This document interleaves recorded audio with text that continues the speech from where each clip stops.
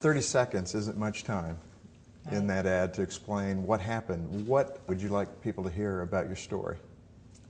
Well, I love to call it a God story because I think a God story is one that's impossible apart from the power of God, and I think Timmy's story is definitely one of those. And Bob, you should start because it's...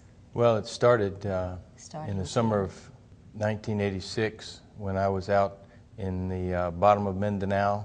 Mindanao is the large southern island in the Philippines, and I was out preaching in the mountains. I was weeping over the loss of millions of babies in America that were never given a chance. And I prayed and said, God, if you want another preacher in this world, you give me Timmy. And this was before he was conceived. And I'll raise him to be a preacher. And so I went home, and the next morning at breakfast shared with my family my prayer that I'd begun. And everybody joined in, and we started praying by name for God to give us Timmy. I was considered high risk. I was 37. We lived in an area that didn't have great medical care at the time, and we had 4 healthy children.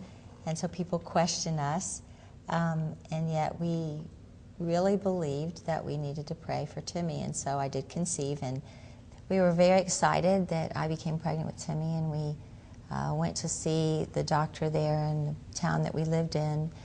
She said it wasn't a baby at all. He was a mass of fetal tissue, and that I needed to abort him immediately if I were going to save my life. And so... Said it was a tumor. Said it was a tumor. We didn't really have to make a decision at that time. We had made it years previous because we were determined to trust the Lord with the children that He would give us, and if God called me to give up my life, then He would take care of my family. And so we just trusted Him, and I didn't have any more medical care at that time or any time until we moved to Manila, the capital of the Philippines, at the very end of my pregnancy. And God did so many things along the way. I continued to think that I would lose him almost on a daily basis because I had such a difficult pregnancy, and yet we had a peace at the same time. So we were experiencing physical problems, but we had God's peace. And many people were praying for us, many people in the States. And I can remember one time when I'd been given some medicine to take for amoeba, and I had taken one pill. I was reading with my oldest daughter the book of Timothy, where we chose the name for our Timothy, and I just felt compelled that I needed to go and read about the medicine. And when I did, I realized that it said on the label could cause severe birth defects, and so I threw it away and had to deal with those physical issues as well. And yet I saw that as another sign from the hand of God that He was protecting Timmy in the womb, gave us the wisdom.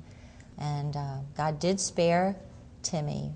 Time after time, I thought that I had lost him, and then only to discover I continued to be pregnant. So God was very gracious, and he was delivered in a Manila hospital. And I was somewhat malnourished, but He's made up for it in time. So, and when the doctor delivered him, Bob, you were right there. There was a great big clump of blood that came out where the placenta wasn't properly attached, basically, for the whole 9 months and completely. And so, you know, it was a miracle baby. Absolutely. And also Timmy was healthy. He was healthy. And we were just so grateful, and we have reminded him countless times that God has a special plan for him. He spared him in the womb, and He spared him since. Spared him laying on the field there at the University of Kentucky, and He's spared him for a reason. Of course, we tell that to our other children too, because God has a plan for each of them. Sure. But I think that has marked Timmy's life. He is very aware of his beginnings and how God did spare him in the womb. God's hand was on Tim right from the beginning, if not before. Exactly. And it is quite astonishing to see how the Lord has used him all the way through. I was prepared, and all his life I've talked to him about being a preacher. I've told him that sometime God will call him to preach. In the meantime, he's become a quarterback. I prayed for a preacher, and God gave me a quarterback. So I don't But he's know. doing it, isn't he? He is preaching. He is preaching. And that's his goal. I mean, he takes very seriously his accountability before all those, the little kids that look up to him, and we get so many emails and notes and letters and calls. They follow him. They want to grow up to be like him, and parents are grateful because they have a role model for their children. We had a great role model for our boys. We chose Danny Warfel, who also played for Florida and was a strong Christian, is a strong Christian, still is a good role model. We were grateful to have a role model to set him before our boys and say, look,